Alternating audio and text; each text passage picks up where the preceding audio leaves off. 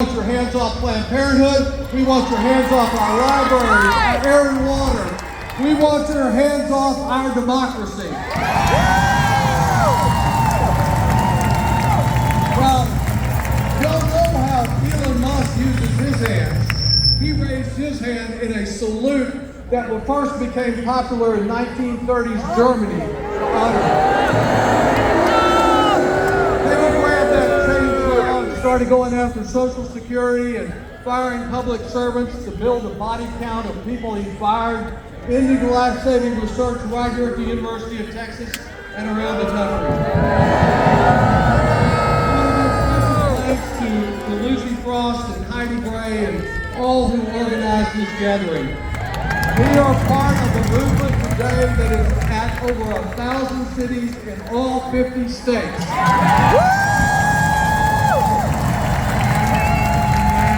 That is a movement that is organized mostly in collaboration with others by Indivisible.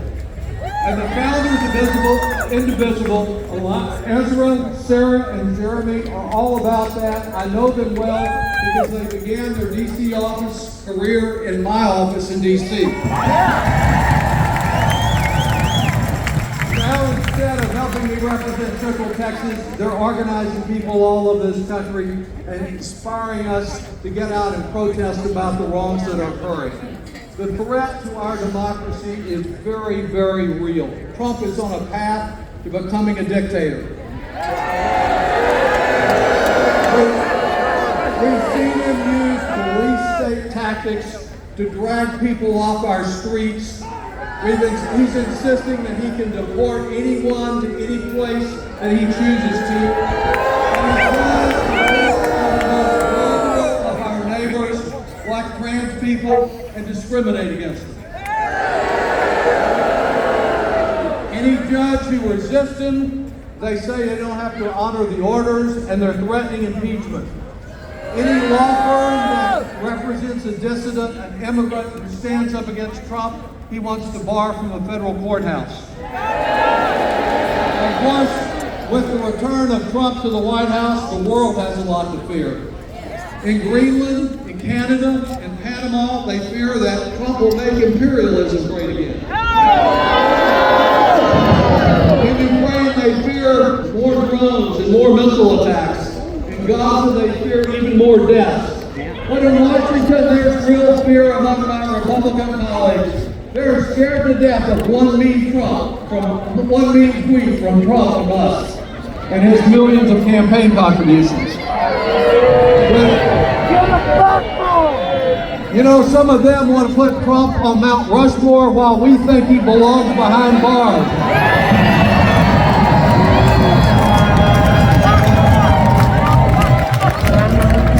With their scheme to wreck our democracy already well underway, you know, your pocketbook knows that Trump has now turned his wrecking ball toward our economy. Yes, he promised he'd turn America red, and he's done it. Markets are in the red about $5 trillion less than they were a week ago.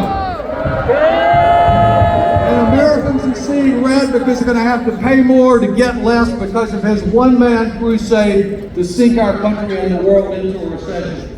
What can you do about it? That's the question that people are asking. What can I do? I want to say is, instead of waiting for a superhero, put on your own cape. You may not be able to leap tall buildings, but you can help us climb up the steps to overcome this oppression. There are no perfect answers. I've been learning more as I've been home the last few days, but let me suggest a few. Number one, help us build a news network and be a messenger for truth. Look for ways to spread truth and combat the lies of this administration. Yeah. Your friends may not all believe what Where's Melania when you need her? If they get a message from you as a friend they have confidence in, that's going to go a long way, and we need that happening all over the country. Number two, join local protests that help educate our neighbors about all the wrongs that are occurring. Don't just be angry like a tree falling in the forest. Work with us to get media attention on events that will help win people over. Great example is when our nurses the nurses union did down the street outside Senator Carney's office. As my dear friend and former desk mate, the late John Lewis, said, look for good trouble. And he also said, always recognize you are more powerful with non-violence than with violence. Unite with newly formed groups here like the wonderful Forward ATS, which is organizing to win over more of our neighbors to this struggle. Take over your neighborhood voting precinct and join our Democratic crusade for democracy. Fourth, help us build a real check on Trump's abuse of power by giving the House subpoena power and veto power by giving us the 3 votes we need to kick out Speaker Mike Johnson.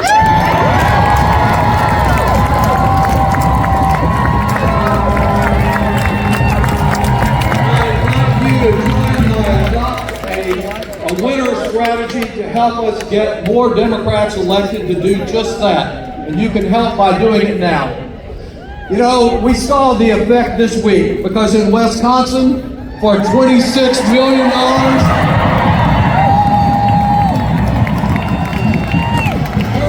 Elon spending $26 million for the most expensive cheese hat in American history. In Pennsylvania, a state senator got elected in a county that has never elected a Democrat. In Iowa, a Democratic state senator flipped a Republican seat. Trump won last year by 21 points. And Trump withdrew his nomination for UN ambassador because he was afraid they'd lose the seat in New York.